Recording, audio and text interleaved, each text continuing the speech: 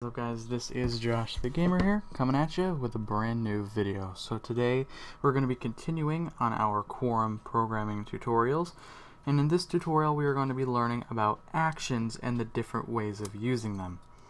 Now, an action is pretty much a way to execute specific tasks more than once. So for example, if you want to use a set of code in multiple files, you just need to code it once and then call that action so you can use it over and over and over again.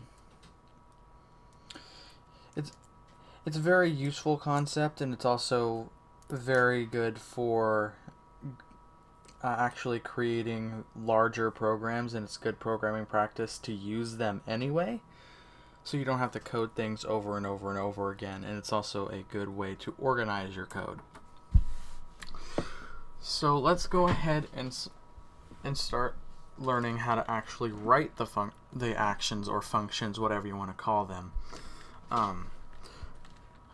Every action starts with the word action.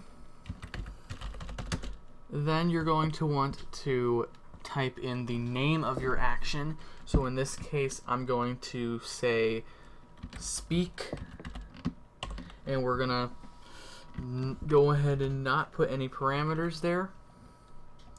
We're gonna do an end, giving us a body within our action, and we want to, since this is a speak action, we do want it to actually say something. So inside the body of the action, we're gonna go ahead and do a say. We're gonna have it say hello. Now that's all dandy, but sometimes you're going to want to pass an action some data for it to process or validate or whatever. So you can actually do that by doing action, the name of the action. So in this case, I'm going to do speak again. And inside the parameters, or inside these parentheses, you're going to want to put a variable in there. So like text speak or something, and then end it. So then you have a body. We're gonna do say speak, so that way it'll speak whatever, or it'll say whatever text you pass to it. Then you can also return a value by doing action. We're going to say add. We're going to give it parameters. So an integer A, integer B, returns an integer. Go to end. And so as you can see here, this action will return an integer value, because the returns integer pretty much says to the Quorum compiler, hey, this action is going to return something. So let's go ahead and do return A plus B. Now we don't have an error because we actually returned an integer value. So now let's actually go ahead and use these. So what we want to do is I'm going to create, I'm going to put these inside of a class declaration. You'll learn what a class is in the next tutorial, but this is one of the best ways to demonstrate how actions are specifically used. Let's go ahead and indent everything like we want it. And then now, since this is a main class, it needs to have an action main, which is pretty much the main place where everything is executed in the main class. So you're going to want to do action main, no parameters, end. And so let's go ahead and start. Above our action main, we're going to declare some variables, or a variable, because we only have one method that's returning something. So int sum, we're going to set that equal to 0 because in Quorum we are integer sum. In Quorum we are pretty much required to initialize, and we're pretty much required to initialize a value to a variable whenever we create one. So now in our action main, we're going to go ahead and do sum is equal to add.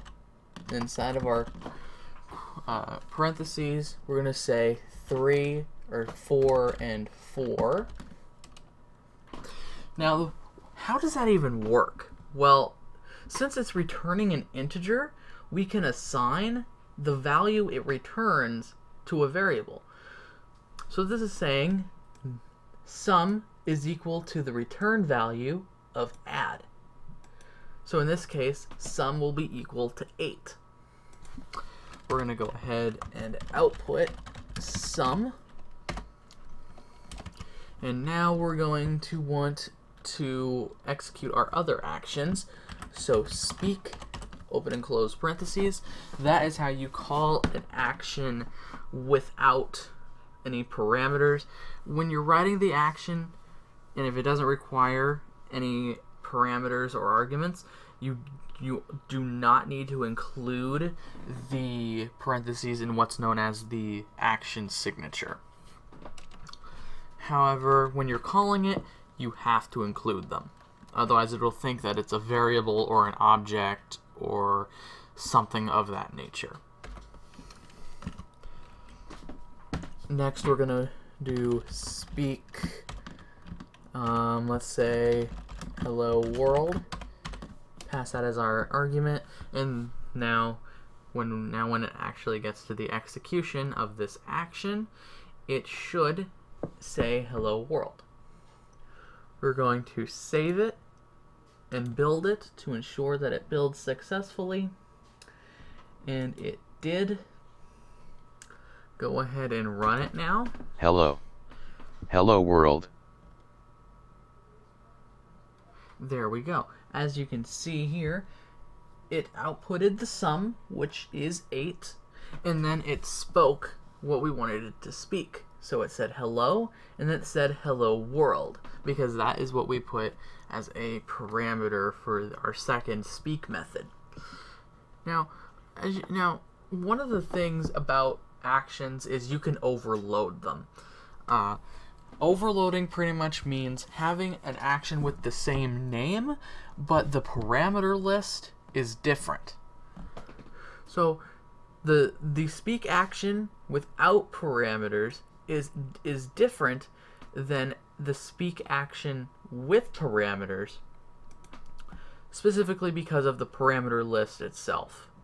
Everything else about it is the same, except with the one with parameters, we're using a parameter for it to say instead of a predefined constant value. So that's pretty much the basics of actions. I hope you guys learned something, and I hope you guys will be able to actually use these to your advantage in your programs, because they are very, very useful. And in the next tutorial, we'll be learning about classes. So we'll see you then.